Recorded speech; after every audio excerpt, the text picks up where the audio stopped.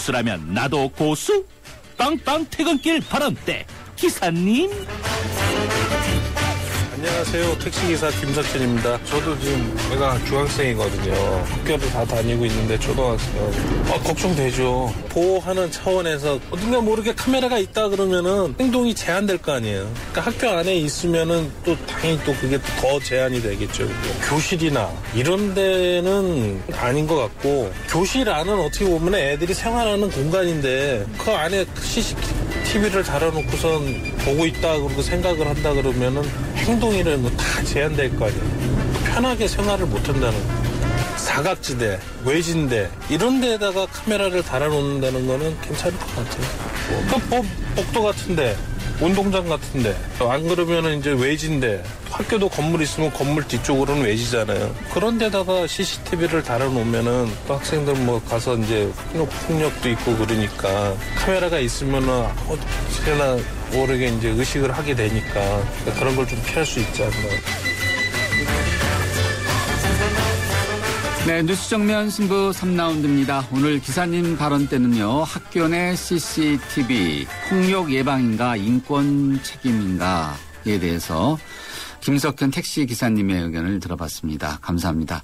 그리고 오늘 뉴스 정면 승부가 한 글자로 바라본 세상은 길인데요. 8934님입니다. 위안부 생존자들이 점점 줄어들고 있는 사실에 안타깝습니다. 이제 위안부 문제는 단지 한일 간의 문제가 아닌 인간 대 인간으로서의 문제이며 또한 국제적인 이슈입니다. 하루빨리 가시밭길 위에 서 있는 위안부 할머니들의 마음에 평화가 찾아오길 바랍니다. 네, 정말 그렇죠. 일본 빨리 좀 각성해야 되지 않을까요? 네. 휴대전화 우물정 0945번으로 여러분들의 다양한 의견 받고 있습니다. 뉴스 정면 승부 3라운드요. 잠시 뒤에 쉬었다가 스포츠 뉴스로 이어가겠습니다. 자기야, 안전벨트 했지? 아들, 급하다고 너무 밟지 말고. 너 회식 끝나면 꼭 대리 불러라. 아빠, 운전 조심히 다녀오세요. 늘 당신의 안전을 걱정해주는 사람들. 그 마음 하이카에 담아. 하이카. 마음이 합니다. 현대해상.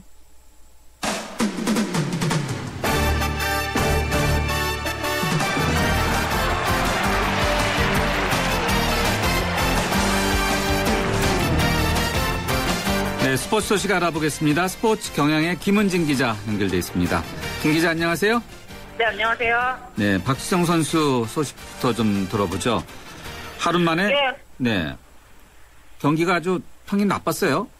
네, 앞선 두 경기에서는 박주성 선수 복귀전을 치르고 나서 굉장히 혹평 일색이었는데 오늘은 혹평을 받았습니다. 네, 아인토벤이 오늘 이탈리아 밀라노에서 AC 밀란과 챔피언스리그 2차전을 치렀는데요. 오늘 0대3으로 완패하면서 이 본선 진출에 실패했습니다. 팀이 지고 최악의 결과가 나오면서 박주성 선수에 대한 평가가 굉장히 안 좋은데요. 오늘 팀의 경기로 어떻게 보면 팀의 패배를 한 몸에 떠안은 것 같습니다. 각 언론이 주는 평점에서도 양팀 통틀어서 가장 낮은 점수를 받았고요. 축구 전문 매체 골닷컴은 박주성 선수를 이날 경기 최악의 선수로 뽑으면서 굉장히 나쁜 평가를 내리고 있습니다. 박주성 선수는 오른쪽 미드필더로 선발 출전해서 후반 16분까지 측면, 중앙 부지런히 정말 열심히 많이 뛰었는데요. 사실 아인토벤이 박주성 선수를 데려가면서 바란 게 좀 베테랑으로서 오랜 유럽 리그의 경험을 좀 이 젊은 후배 선수들한테 알려주기를 바라는 건데, 팀이 이겼을 때는 박주성 선수가 활약하면서 그보다 그 이상의 찬사가 쏟아질 수 없을 정도로 좋은 평가를 줬지만, 지금 아인토벤이 굉장히 젊고 경험이 적은 선수들로만 꾸려져 있기 때문에 또 팀이 졌을 때는 반대로 그 책임도 박주성 선수한테 가장 많이 돌아간다. 이런 사실을 아마 오늘 세 번째 경기인데요. 오늘 경기를 통해서 좀 볼 수 있었던 것 같습니다. 앞으로 시즌도 아마 계속 이런 경향이 나올 것 같습니다. 네, 잘하면은 천당이고 못하면은 완전 지옥, 이런 평가를 내리네. 그러니까. 네. 이번에는 제2의 홍명보라고 평가받는 선수인가요? 이 선수가? 네. 독일 분데스리가에 진출한다면서요? 예, 프로축구 제주 유나이티드에서 뛰고 있는 선수인데요. 중앙 수비수 홍정호 선수가 독일의 아우크스부르크 진출을 눈앞에 두고 있습니다. 이 아우크스부르크는 지난 시즌까지 그 구자철 선수와 지동원 선수, 이 한국 선수들이 임대 신분으로 뛰었던 팀인데요. 현재 홍정호 선수는 계약 세부사항만 이제 조율하면 되고 메디컬 테스트를 받고 계약을 마무리하기 위해서 지금 독일로 출국했습니다. 홍정호 선수는 그동안 각급 대표팀에서 청소년부터 꾸준히 활약했던 수비수인데요.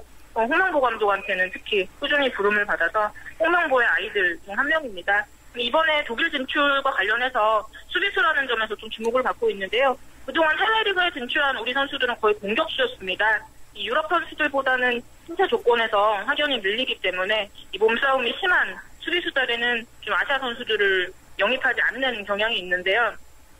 최근에는 이 세계 축구가 좀 수비수가 수비만 하는 게 아니라 이 패스 능력과 득점력까지 함께 요구되는 멀티 역할을 요구받고 있기 때문에 이 홍정호 선수도 키와 체중 이런 체격은 보통인데요. 수비력과 공격력, 택신력까지 모두 갖고 있어서 이 독일 리그에 가서도 아마 잘할 수 있을 것이다라고 이제 한국 축구계에서 전망을 하고 있는데요. 계약이 완료되면 소식이 나오겠지만 일단은 현재 독일에서 이제 4명의 선수가 곧 뛰게 되겠습니다. 네, 우리 밤잠 못 자는 팬들 많겠어요. 네. 네. 류현진 선수 소식도 들려주시죠. 예, 류현진 선수가 뛰고 있는 이 다저스 소식인데요. 이 류현진 선수랑 친한 동시에 신인왕 라이벌인 이 프리브가 굉장히 천방지축으로 유명한데요. 오늘은 다저스가 4대0으로 완승을 거둔 와중에 이 프리브 때문에 좀 팀이 떠들썩했습니다. 경기 중에 이 선수가 우익수로 선발 출전했는데 2대0으로 앞선 5회 때 수비 때 갑자기 이유 없이 우리가 겉으로 보기에는 이유 없이 교체가 됐는데 사실은 프리브가 그동안에 좀 성의 없이 플레이를 하는 장면이 몇몇 있었습니다. 오늘 같은 경우도 1루에 있다가 후속타자 땅볼을 쳤는데 빨리 뛰어서 주자는 살아야 되는데 본인이 열심히 뛰지 않는 바람에 결국 병살타가 만들고 이런 좀 성의 없는 플레이를 하면서 결국은 매팅리 감독이 프리브한테 이 징계성 조치를 내렸다는 게 이제 미국 언론의 해석인데요. 감독은 지금 명확한 얘기를 하고 있지 않지만 프리브가 그동안에 어떻게 보면 굉장히 투바에서 망명한 선수로서 굉장히 때묻지 않고 순수한 모습인 것 같기도 하지만 어떻게 보면 굉장히 메이저리그에서 프로덕트 못한 모습을 자주 보여줬기 때문에 그래서 시즌 초반에는 마이너리그에 뒀다가 빅리그로 나중에 부른 건데요. 이런 실력은 굉장히 출중하기 때문에 또 이 선수를 잘 즐기려서 키우는 게 다저스의 앞날에도 굉장히 중요한 문제인데요. 매팅리 감독이 회초리를 든 것 같습니다. 류현진 선수랑 신인왕을 다투고 있는 투수와 타자지만 가장 강력한 라이벌인데 좀 인성에서는 류현진 선수가 앞서는 거 아닌가 하는 게 제 생각입니다. 예, 알겠습니다. 오늘 스포츠 소식 여기까지 듣겠습니다. 고맙습니다. 네, 감사합니다. 스포츠 경향의 김은진 기자였습니다. 교통 상황 알아보죠. 김정인 캐스터.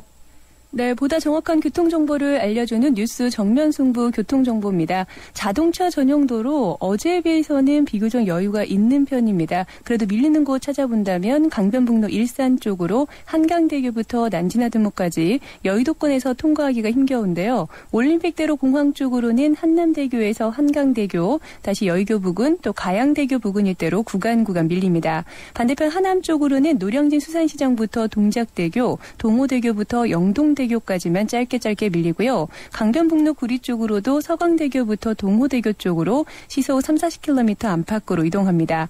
내부순환로는 성산대교 쪽으로 전 구간 수월한데요. 성수동 쪽으로만 성산램프에서 홍지문 터널 지날 때까지 차간거리 좁힙니다.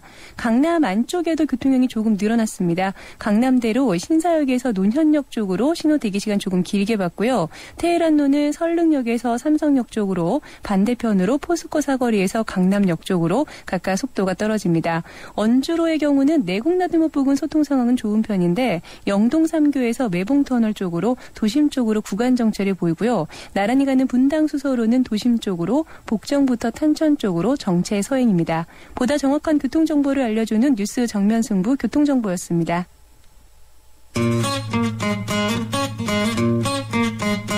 YTN 뉴스 정면승부에서는 청취자 여러분의 참여를 기다리고 있습니다. 프로그램에 관한 의견을 보내주실 분은 휴대전화번호 샵 0945번으로 50원의 유료 문자를 보내주세요. 전화 참여는 서울전화 02-771-0945번으로 하실 수 있습니다. 여러분의 많은 참여를 기다리고 있겠습니다. 네, 뉴스 정면 승부 3라운드 세 번째 정면 인터뷰 함께 하시겠습니다. 한동안 잠잠했던 우유값 인상이 다시 수면 위로 떠올랐습니다. 서울우유협동조합이 원유가격 인상분을 반영해서 우유값을 리터당 220원 인상하기로 발표했는데요. 다른 우유업체들도 잇따라 인상할 것으로 예상되고 있습니다. 우유값 오르면 당연히 물가가 오르죠. 소비자들의 부담 상당히 가중될 수밖에 없는데 왜 이렇게 우유값을 인상한 배경이 뭔지 또 소비자 물가를 제대로 고려한 가격인지 녹색소비자연대 이주홍 정책국장 연결해서 이야기 들어보도록 하겠습니다. 이 국장님 안녕하세요. 네, 안녕하세요. 녹색소비자연대 이주홍입니다. 예, 서울우유협동조합의 우유값 인상 이게 상당한 영향을 주나 봐요. 다른 업체에도요? 네, 우선은 우유값 단순하게 우유값만 인상된 것이 문제가 아니라요. 네. 예, 우유를 사용하는 모든 제품의 가격 인상으로 이어질 수 있기 때문에 소비자들 입장에서는 이제 모든 제품들이 좀 오르는 거 아니냐라고 좀 걱정을 하시는 것 같습니다. 네, 우유가 들어가는 모든 제품. 네네. 많죠. 저는 언뜻 빵만 치즈, 또 뭐 예. 빵, 뭐 여러 가지가 있죠. 네네. 네. 자, 우유값을 리터당 220원 인상하기로 결정했는데 220원 인상 왜 또 220원인지 그것도 사실 왜 그렇죠? 네네. 저도 왜 220원인지는 정확히 모르겠습니다. 처음에 250원이었다, 400원이었다 이렇게 점차적으로 내려가고 있는데 이 가격 결정 구조가 이제 주먹구구식으로 결정이 되고 이 우유 업계들이 이제 눈치 보기 하다가 적정선에서 올리는 방식으로 하고 있기 때문에 정확하게 왜 220원을 올릴 수밖에 없는지에 대해서 정확한 설명이 좀 필요할 것 같습니다.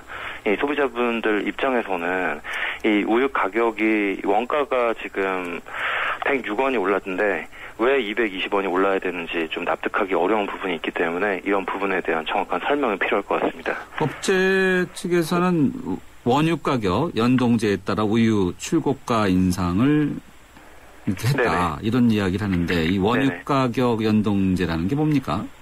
네, 원유 가격 연동제는 2011년도 이제 낙농진흥회가 이제 추진을 해서 이제 합의된 내용인데요. 예. 2013년 7월 27일 날 임시 이사를 열어서 유가를 834원에서 940원으로 인상하는 것을 합의했습니다. 근데 여기서 원유 가격 연동제라는 게 뭐냐면, 기준 원가, 그러니까 기준 원가라는 것이 생산비가 들어가는 그런 비용에다가, 변동 원가, 이제 전년도 소비자 물가 상승률을 반영을 해서 이 더한 금액이 834원. 그러니까 기준 원가가 지금 745원에서 지금 변동 원가 89원이 더해져서 지금 834원에서 지금 올해분이 또 반영이 돼서 940원으로 오르게 된 이런 것들이 이제 원유 가격 연동제인데요. 네. 이게 매년 8월마다 이제 협상을 통해서 이제 인상하도록 되어 있는데 이 우유 가격이 매년 오르는 건 아닌지 좀 걱정스러운 부분이 있습니다. 네. 원유 가격 연동제가 좀 복잡하네요. 네네. 네.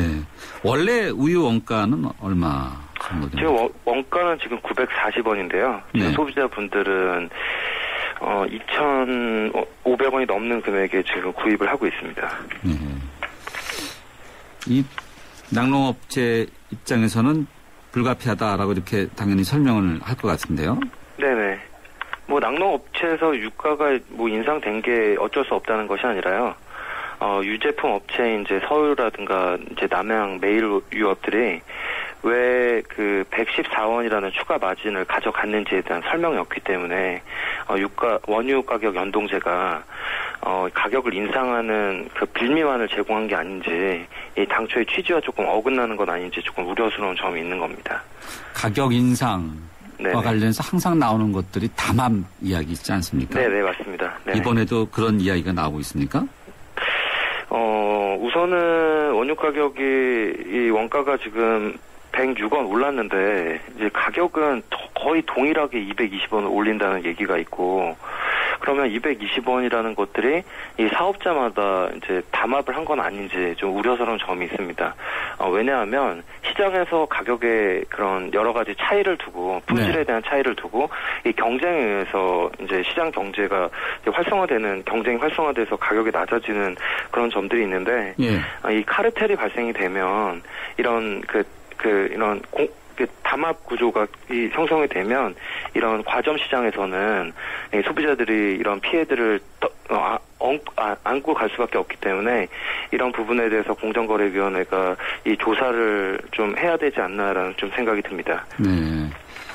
과거에 우유업계에서 담합해서 가격을 올린 적이 있었나요?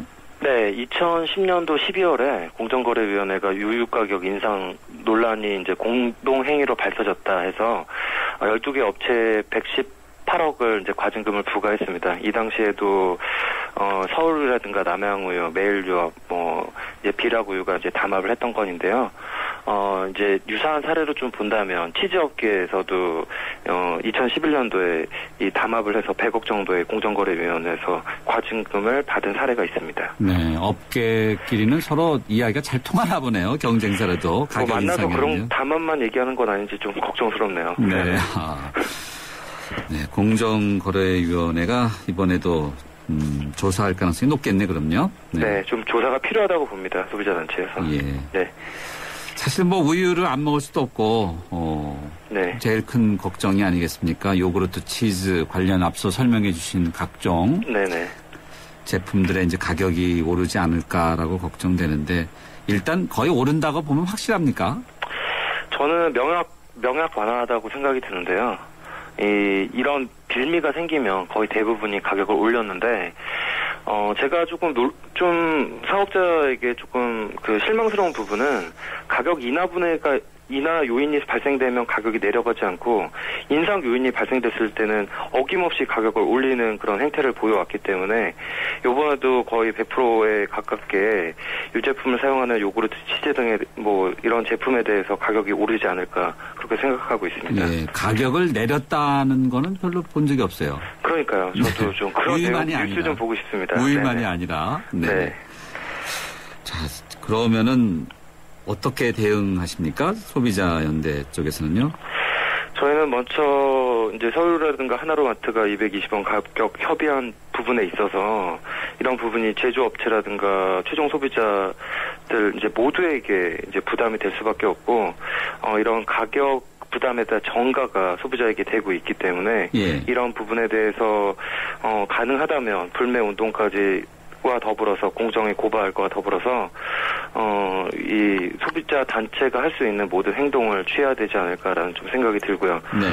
그리고 이 일부에서는 이 예상되는 이 얘기가 나오고 있는데 가격이 오름으로써 이제 어떠한 후발 사업자 이제 서울을 선발 사업자로 시작을 해서 모든 사업자들이 올릴 거라는 그런 얘기가 나오고 있는데 그런 부분에 있어서 이 원가 공개가 좀 필요하다고 보기 때문에 그런 원가 공개 요청도 있어야 된다고 생각을 하고 있고 그렇게 진행을 하려고 추진하고 있습니다. 예, 알겠습니다. 그러나 불매 운동 하더라도 근데 대체제가 안 먹을 수 없잖아요. 걱정입니다. 네네. 알겠습니다. 오늘 말씀 여기까지 듣겠습니다. 고맙습니다. 네, 감사합니다. 네, 녹색소비자연대 이주영 정책국장이었습니다. 평생 친구해 평생 든든 평생 챙겨줘 평생 든든 가족처럼 챙겨주는 참 고마운 사람 참 고마운 사람 교보생명 FP가 찾아갑니다. 교보생명 평생 든든 서비스. 네, 조금 전 우유값 인상 문제와 관련해서 청취자분들의 의견 문자가 많이 들어왔는데요. 9862님입니다. 아이를 키우는 엄마 입장에서는 정말 걱정입니다. 분유값도 오를 거고요. 우유값 인상 정말 불가피했던 걸까요? 0872님인데요. 우유값 인상하면 담합 의혹이 빠지지 않고 나오는 것 같습니다. 소비자를 대상으로 한 업계의 담합이 있어서는 안 되겠죠. 이번에도 공정하게 조사해 주시길 바랍니다. 이런 의견 주셨습니다. 공정거래위원회, 경제계의 검찰이라고 부르죠. 네, 이 문제 확실히 짚으셔야 되지 않나 생각드네요. 정면승부 3라운드 여기서 인사드리고요. 잠시 뒤 4라운드에서 신재원 의학 전문 기자와 함께하는 뉴스 속 건강 이야기 이어가겠습니다. 소기업 사장님들, 골목상권 사장님들, 노란우산 공제에 가입하셨죠? 그래요. 사업하다 보면 손톱 및 가시 같은 일들이 참 많은데 그걸 쏙쏙 뽑아드리는 게 바로 노란우산 공제죠. 전문가들이 재능 기부하는 무료 법률, 세무상담도 받으셨고요. 법으로 보호받아 안심할 수 있는 노란우산 공제. 소기업 소상공인이 행복한 대한민국을 만들겠습니다. 참 고마운 동행 노란우산 공제. 이 캠페인은 중소기업 중앙회와 함께합니다. 4624 4520 아이들에게 처음 구구단을 외우게 할 땐 마음이 찡합니다. 이제 치열한 공부의 세계로 들어가는 것 같아 어른으로서 미안함을 느끼죠. 그런데 정작 아이들은 즐거워하는 경우가 많습니다. 이런 생각이 들어요. 우리가 모르는 공부의 즐거움을 아이들은 알고 있다는 생각. 그 즐거움이 중학교, 고등학교까지 계속될 수 있게 하는 것이 우리 어른들이 해야 할 일 아닐까요? 아이들을 잘 부탁합니다. 아이들이 만들어갈 미래를 잘 부탁합니다. 이 캠페인은 공부를 안다. 대교와 함께합니다. 살아있는 뉴스 깨어있는 방송 한국의 뉴스 채널 YTN 뉴스 FM. 네, 뉴스 정면 승부 4라운드인데요. 4라운드는 뉴스 정면 승부, 대한민국 대표은행 KB국민은행과 함께 하고 있습니다. 잠시 뒤 경제 뉴스 들어보고 그리고 신재원 의학 전문 기자와 함께하는 뉴스 속 건강 이야기 이어가겠습니다.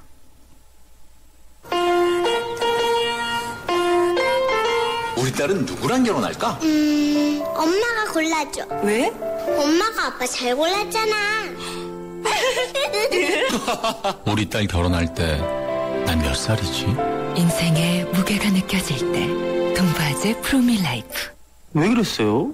너 최신의 LTE 아이폰 사드렸는데 왜 그러세요? 넌 나에게 3G도 줬어. 100% LTE가 있는데도 말이야. 이럴 수가. 3G 섞인 LTE. 3G 전환 없는 100% LTE로 완벽하게 LTE도 U+가 진리. LTE 지원 낱말 기준.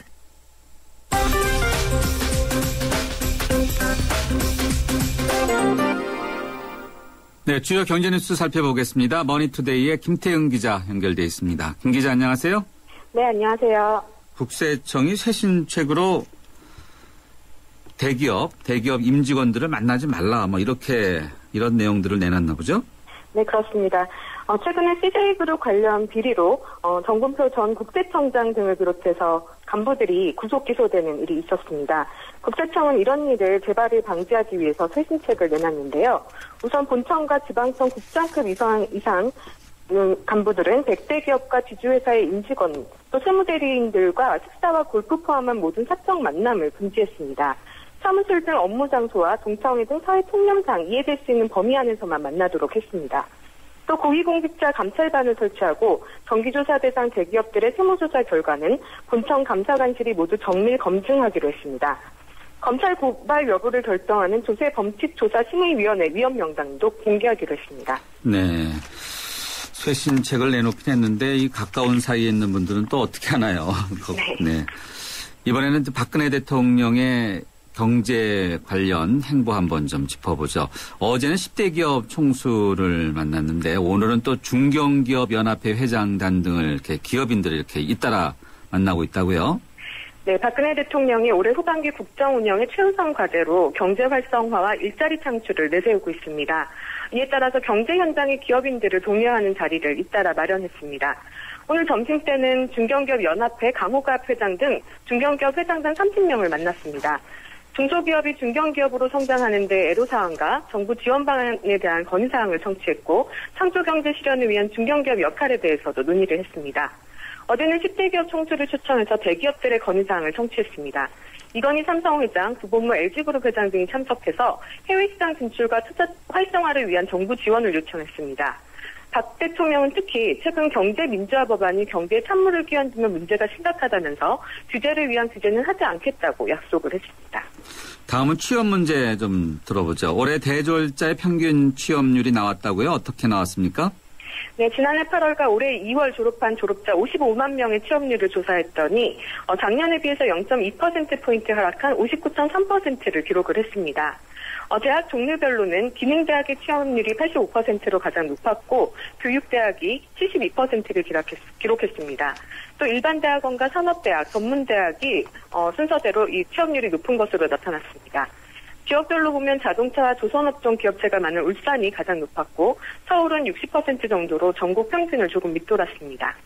대학별로는 성균관대가 69.3%로 1위를 차지했습니다. 그 뒤로는 고려대와 서울과학기술대, 연세대가 뒤를 이었고 서울대는 7위를 차지했습니다. 전공별로는 어떻습니까? 전공별로는 입학 때 이미 직업을 정한다고 볼 수 있는 의학과와 치의학과가 월등히 높았고 초중교육학이 78.5%로 강세를 나타냈습니다. 초중교육학이라는 것이 학교 선생님 직업으로 이어지는 건가요? 초중교육, 네. 네, 알겠습니다. 네, 오늘 경제뉴스 여기까지 듣겠습니다. 고맙습니다. 감사합니다. 머니투데이의 김태현 기자였습니다.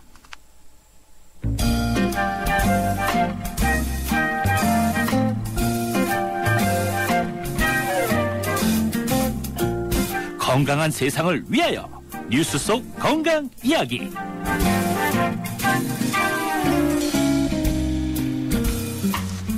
네, 한 주간 이슈가 됐던 뉴스 속 건강 상식들을 알아보는 시간입니다. 뉴스 속 건강 이야기. 네, 이 자리에는 서울대병원 가정의학과 전문의와 MBC 의학 전문 기자를 거친 신재원 가정의학 전문의 나오셨습니다.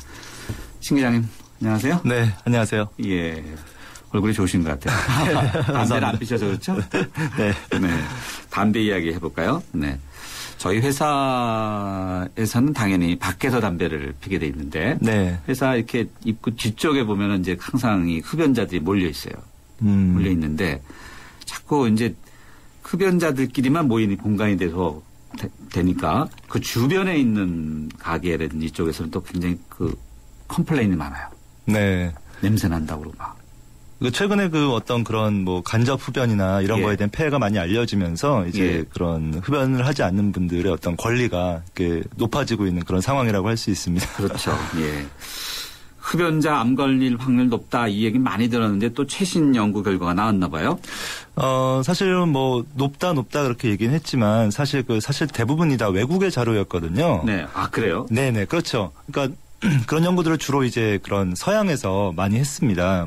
근데 이제 우리나라 사람들을 대상으로 과연 그러면은 담배를 피우면 얼마나 높아지는 이런 걸 그전에 연구한 적이 없었어요. 그런데 이번에 이제 그 130만 명의 한국인을 이제 130만 명이요? 네, 굉장히 많죠. 그러네요. 네. 그러니까 이제 이게 통계가 건강보험공단에 등록된 어떤 빅데이터를 활용한 그런 연구라고 할 수 있는데요. 그 연세대학교 보건대학원의 지선아 교수가 이 130만 명을 대상으로 19년 동안 추적 조사를 한 겁니다. 어마어마하네요. 네, 이렇게 추적 조사를 해보니까 이제 결론이 난 거죠. 결론이 났더니 보니까 후두암 같은 경우에는 6.5배. 발생 확률이 높아진다라는 게 이제 밝혀진 거죠. 네, 6.5배. 네, 130만 명을 조사해봤더니 그중에 암 걸린 사람이 한 14만 명 정도 나왔어요. 네. 후두암 말고도 다른 암이라든지 질병에 걸릴 확률 어떻습니까? 높습니까? 네, 후두암이 제일 높게 나왔고요. 그리고 이제 남성하고 여성하고 좀 다르게 나왔습니다. 그래서 남성들을 좀 살펴보면은 폐암이 4.6배, 그리고 식도암이 3.6배.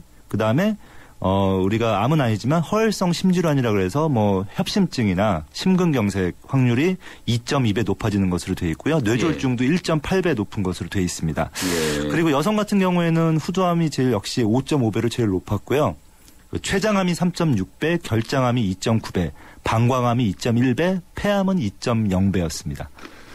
그러니까 하여간 담배를 피면은 암 걸릴 확률이 어떤 병이든지 다 높은 거네요. 네, 그 중에서 여기 이제 나와 있지는 않지만 일부 좀 높아지는 것도 있었고, 생각보다 또 높아지지 않는, 그러니까 이게 어떻게 보면 이제 뭐 통계적인 조사니까 통계적인 결과가 그렇게 나온 거죠. 네.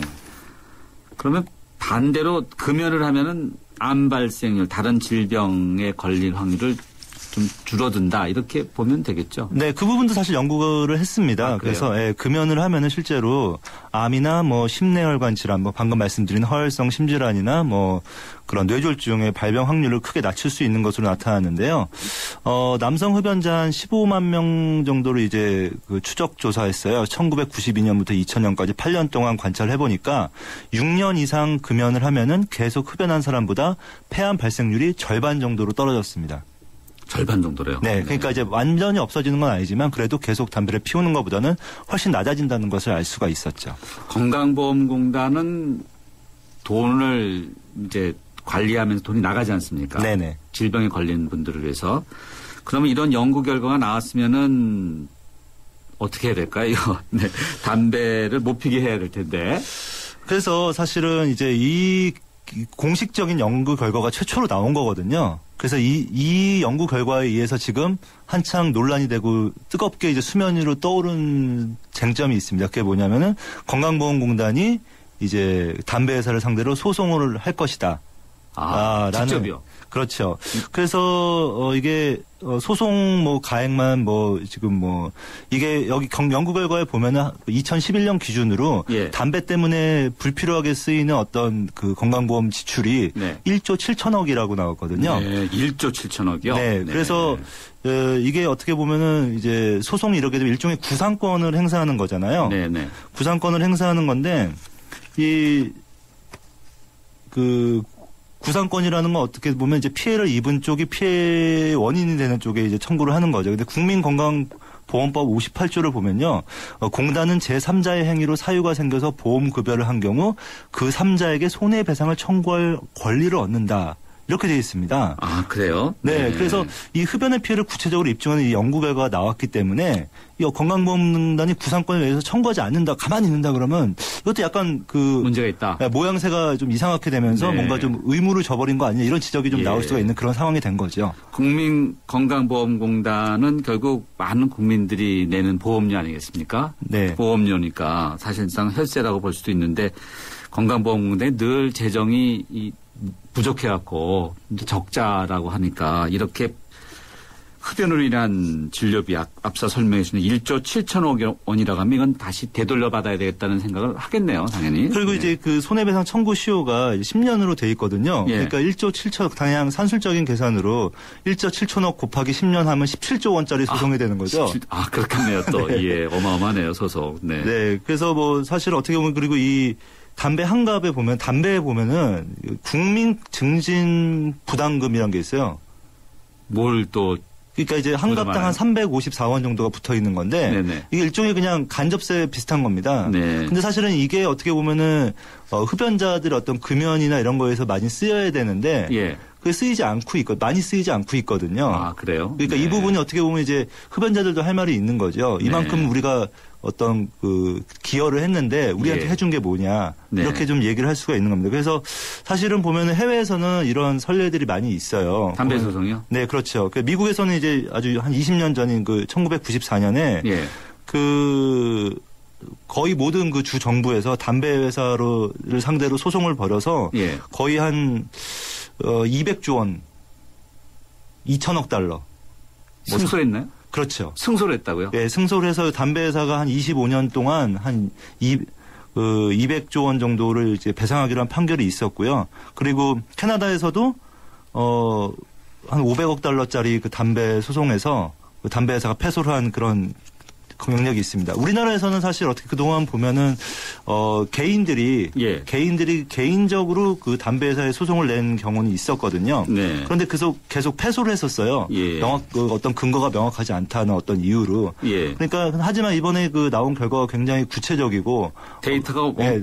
어마어마하네요. 네, 데이터가 네. 어마어마한 결과를 가지고 그리고 일개 개인이 아닌 국민건강보험공단이 직접 나서서 네. 소송을 건다면 승소할 확률이 꽤 높다. 이렇게 전문가들이 판단하고 있습니다. 예, 담배 회사 KTNG 벌벌 떨겠네요. 지금 긴장하고 있을 겁니다. 예, 데이터가 또 이게 만만치 않은 것에서 네. 이번에는 이 여성 건강 문제 한번 짚어볼까요? 자궁경부암과 관련해서 20대 여성이 사각지대다 이런 이야기가 많아요. 20대 여성이 이렇게 또 암에 걸리는지 좀 이해가 안 가네요. 네, 원래 자궁경부암은 우리나라에서 한 해 한 4천 명 정도 걸리는 암입니다. 여성암 순위로 보면 한 5위 정도 되거든요. 아, 그래요? 네, 그래서 보통은 이제 한 40대나 50대, 60대 이렇게 좀 중년 여성들한테 좀 잘 생기는 것으로 되어 있는데 예. 최근에 들어서 보면 이제 20대 후반이나 30대에서도 이 자궁경부암 발생한 환자가 점점 늘고 있습니다. 실제로 보면 한 2006년에는 그 자궁경부암 진단을 받은 여성 가운데 34세 이하가 8.8%였는데요. 예. 2010년도, 그러니까 4년 뒤에는 10%로 늘었어요. 보통 이 자궁경부암 외에 일반적으로 암 그러면은 젊은 층보다는 좀 나이 드신 분들이 많이 걸리는 편 아닌가요? 네, 그렇죠. 보통은 그렇죠. 이 암이라는 것이 어떤 세포의 어떤 변성과 관련이 있기 때문에 아무래도 젊은 사람보다는 이제 나이 든 사람들에게 좀 걸릴 확률이 높은데 그래도 이런 자궁경부암 같은 경우 보면은 젊은 층에 유방암도 사실 마찬가지입니다. 젊은 층 발병률이 좀 더 조금씩 높아지고 있어요. 왜 그렇습니까? 뭐 유방암은 좀 원인이 다르지만 이 자궁경부암 같은 경우 보면은 이제 원인이 그 HPV라 그래서 인유두종 바이러스의 감염에 의해서 시작이 되거든요. 그게 이제 감염이 되고 세포가 변성되고 한 10년 정도 지나면 암이 발생하는 것으로 되어 있는데요. 알다시피 우리나라에 이게 그러니까 이 바이러스라는 게 어떻게 보면 이제 그 성행위, 성행위를 위해서 이제 전파가 됩니다. 근데 이제 우리나라의 어떤 문화, 성문화가 점점 이제 좀 어린 연령, 좀 어려지고 있잖아요. 그 첫 경험을 하는 그런 연령. 그렇기 때문에 그리고 이제 한 20대만 해도 벌써 이제 활발하게 성생활을 하는 그런 경우가 많이 있습니다. 그래서 감염이 좀 더 빨라지고 그러니까 좀 더 감염이 빨리 되니까 암도 빨리 생기고 이런 경향이 생기는 거죠. 근데 실질적으로 지금 국가암 검진에서 자궁경부암 검진을 하고 있어요. 그러니까 이 기사의 어떤 그 맥락은 뭐냐면 이 자궁경부암 검진을 현재 30세부터 하고 있거든요. 30세부터? 네. 그러니까 뭐 30세라는 게 어떤 과학적인 근거가 있는 것은 아닙니다. 다만 보통은 이제 30세 이상부터 이런 그 자궁경부암 발생이 많이 높아지기 때문에 30세로 했었던 건데 최근에는 20대에서도 생기니까 이걸 좀 낮춰야 된다는 거죠. 바로 그런데 포인트가 있군요. 네. 그러니까. 그리고 보통 우리나라 여성들이 그 산부인과에 20대 잘 안 가요. 그렇죠. 결혼을 하게 되면 보통 처음으로 산부인과 가는 경우가 많은데 결혼 연령도 지금 늦어지고 있잖아요. 그렇죠. 여성 평균 결혼 연령이 31살이. 네, 30살이 지금 넘었습니다. 그러니까 30살이 넘어서야 비로소 처음으로 산부인과 가는 여성들이 꽤 있거든요. 예전에는 뭐 20대 가는 경우가 많았지만 그래서 이런 검진 어떤 그 대상 연령을 낮춰야 된다. 이런 얘기가 나오고 있는 거죠. 실제로 그 미국과 영국이나 일본 등에서 보면요. 거기도 마찬가지로 성생활을 굉장히 일찍 시작하잖아요. 그러니까 20세 이후를 검진 대상으로 삼고 있습니다. 그러니까 우리나라에서 30세를 정한 거는 뭐 그런 발생이나 이런 것도 있지만 이걸 어떤 예산 부담이나 이런 문제도 사실 있었거든요. 그걸 고려한 나이였거든요. 그러니까 어떻게 보면은 20세부터 좀 당겨서 해주는 것이 어떻게 보면 맞다고 생각을 합니다. 그렇겠네요. 합리적이겠네요. 네, 돈을 조금 더 들여서 또 담배 소송에서 1조 7천억 그걸 받아다가 네, 그런 생각이 문득 드는데요. 네. 청취자 여러분들께서도요. 혹시 궁금하신 점 있으시면요. 휴대전화 우물정 0945번으로 문자 주시면요. 신재원 의학전문기자께서 상세히 설명해드리겠습니다. 이 자궁경부암 예방접종이 있다는 이야기도 있는데 어떻습니까? 네. 예방접종이 지금 나와 있죠. 백신이 나와 있는데요. 자궁경부암 백신을 맞으면 실질적으로 100% 예방되는 것은 아니고요. 그래요? 네, 한 70에서 80% 정도가 예방이 됩니다. 이제 이 아까 말씀드린 인유두종 바이러스가 굉장히 그 여러 가지가 있어요. 그리고 암을 일으키는 그 인유두종 바이러스의 그 A형이라고 하는데 굉장히 여러 가지가 있거든요. 그중에 대표적인 게 이제 16번하고 18번입니다. 그래서 주로 16번하고 18번을 맞게 돼 있거든요. 그러니까 16번하고 18번이 아닌 바이러스에 또 감염이 되면은 걸릴 수가 있는 건데 우리나라 여성들의 걸리는 자궁경부암 대부분 한 7, 80% 정도가 이 16번하고 18번입니다. 그러니까 한 20, 30%는 뭐 정확하게 말하면은 막지는 못한다고 할 수 있죠. 하지만 그래도 도움이 되는 것만은 뭐 틀림없습니다. 근데 문제는 뭐냐면 굉장히 좀 가격이 비싸요. 예방접종이요? 네, 3번 정도를 맞아야 되는데 보통 한 50만 원, 평균 한 50만 원 정도가 들거든요. 보험 처리 안 되나요? 이거는 이제 보험이 안 됩니다. 그래서 사실은 이제 이 자궁경부암 예방 백신을 국가 예방 백신 프로그램에 집어넣는 나라도 있어요. 그래요? 그래서 10대 초반, 10대 초반에 다 맞히는 거죠. 근데 우리나라 같은 경우는 현재 그렇게 도입을 하고 있지는 않고요.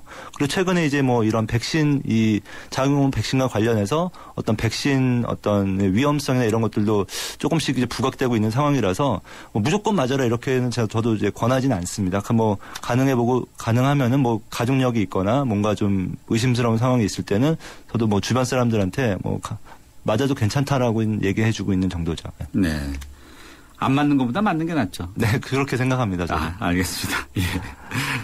최근 아주 핫 이슈, 이제 일본 수산물의 방사능 오염 문제, 많은 분들이 굉장히 걱정하는 건데, 우리 신 기자님은 어떻게 보세요? 이 문제는? 네, 그래서 저도 이제 이 사태를 처음부터 끝까지 다 지켜본 것은 아닙니다. 이제 근데 최근에 보니까 좀 기사들이 굉장히 많아지면서 자연스럽게 이제 눈이 가게 되더라고요. 네. 그래서 지금 최근에 그 일본 정부가 그동안 굉장히 그 엄청난 사실을 좀 숨겨왔다는 것이 좀 시시했다. 네, 그게 좀 밝혀져서 지금 크게 지금 문제가 되고 있는 것 같거든요. 근데 사실은 그 전부터 사실 인터넷에서 그런 얘기들이 많았어요. 괴담. 네, 그래서 뭐 일본 정부가 굉장히 그런 사실을 많이 감추고 있다라는 어떤 그런 얘기들이 많아요. 그래서 어떻게 보면 사실도 드러난 거거든요. 이런 상황에서 정말 우리가 어떻게 해야 되느냐. 제일 중요한 게 어떻게 보면 우리나라 정부의 좀 명확한 그런 태도라고 생각을 합니다. 그래서 정부가 어떤 안전에 의해서 이 안전을 가지고 어떤 사람들이 불안해한다면은 그걸 불안하지 않게 만들어줄 의무가 있는 것이죠. 네. 그래서 실제로 보면은 현재 그러면은 들어오는 수산물이 이렇게 얘기합니다. 이렇게 관계 당국은 매일 먹지 않는 한 괜찮다. 예. 그러니까 실질적으로 보면 저는 그렇게 생각해요. 방사선이 이제 기준치 이하로 나왔다고 하더라도 그래서 계속 쌓이게 되거든요. 방사선이라는 거는. 인체요? 그렇죠. 네. 인체에 계속 쌓여서 이게 빠져나가는데 시간이 오래 걸립니다. 그래서 기준치 이하로 나온다고 하더라도 일단 나온다고 하면은 우리가 좀 경각심을 가져야 된다. 이렇게 좀 말을 하고 싶고요. 그러면 좀 더 기준을 강화하든지 최악의 경우에는 그런 일본산 어패류의 어떤 수입을 중단하는 조처도 이렇게 시나리오에 좀 염두에 당장은 아니지만 염두에 두고 있어야 된다. 그렇게 생각을 합니다. 저는. 네, 강경하신 것 같은데요. 혹시 일본에 가시면은 일본 수산물 초밥 쓰시라고 하죠. 그럼 혹시 드시겠어요, 안 드시겠어요? 많은 분들이 일본 여행 간다 그러면 이제 그걸 상당히 신경 쓸 것 같아요.